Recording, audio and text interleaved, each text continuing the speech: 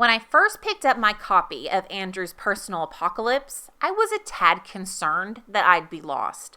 Though it states in the synopsis that this book is the first in a new series called The Hopeless World, its world structure and subsequently some of its characters were based off an earlier body of work called The World Without End, a series I have not read. The question was, how was Andrews going to seamlessly divide these stories without leaving a fault line? Thankfully, my concerns were unwarranted, and the answer to my question? By allowing her characters to tell their complicated history through a series of flashbacks. Right out of the gate, Andrews establishes a breakneck pace, not only with the situation her characters are in, but in her opening summary. A lot of information is provided in a short amount of time, but it's straightforward and has very little flourish to it. It could have easily read like an info dump. 3 pages of details thrown at a reader with no other intention than to set the stage. Instead, it felt very natural, almost like having a conversation with a friend who's trying to catch you up to speed over their lunch break. As for the flashbacks, they were an extension of the narration changes that happened throughout the story. The narration did not change chapter to chapter, rather part to part, allowing the reader plenty of time to form an attachment to whomever's point of view they were hearing at the time. And though the chapters themselves were short, the parts were lengthy enough to cover everything that was necessary to build a compelling story. Now, let's actually talk about the story and why the word personal in the title is so important. Personal Apocalypse is as much a love story as it is a zombie thriller. Maybe even more if you were to break down the plot. Josiah is the child of the woman who ultimately ended civilization. That is a heavy burden to bear. Because of his situation, he carries around a lot of anger. Anger that often goes unchecked. Until he meets Parker, a feral boy who understands only one thing: staying in the dark and survive. Alone, they are completely out of balance, but together, well, Parker says it best. Some things, some people are too broken to be put back together.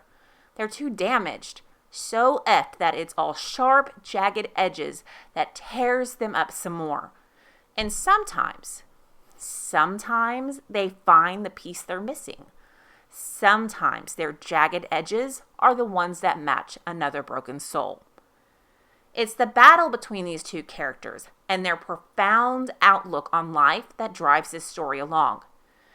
One moment, their world is a harsh reality.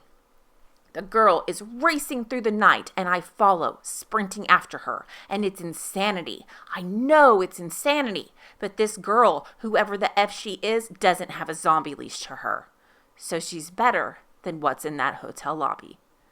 Next, an understanding of human nature. When has humanity ever stopped where they should? Pushing past the lines of reasonable behavior is the curse and curiosity of man. We can't be happy. Then, it's self-actualization. I've never been good at thinking clearly. That's Parker's job. He balances my impulsive recklessness. I know what monsters look like, and none have ever held the visage of a zombie. It's all of these things together that make this book read like so much more than just another zombie shtick. It's Andrew's ability to combine the desperate and the hopeful, to explore a broken world while still allowing her incredibly jacked up characters to love, protect, and advise one another. It's her ingenious capacity to put the complexity of personal into something much bigger than just one person. This book does have a lot of zombie aspects to it. You get to hear about ravaged nations, zombies who take to the water, and what happens when too many gather in one place. But to be honest, it's zombie light. There are no detailed descriptions of what they look like or their eating habits. It's a shocking change of pace, but not an unwelcome one. So here's my advice to you. If you read Andrew's The World Without End and enjoyed it, chances are you'll enjoy this too. If you enjoy a good romance with a tad of chaos, you'll also enjoy this.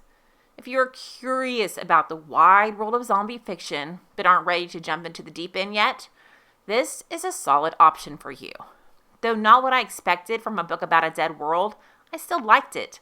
As a matter of fact, I read it in one sitting. The writing was solid, the characters were well developed, and it left a lot of room for Andrews to play in the future. I wasn't a big fan of the last 2 or 3 chapters. They felt rushed, but they weren't bad enough to be a deal breaker. I leave it in your hands. Happy reading. I give this 4 stars.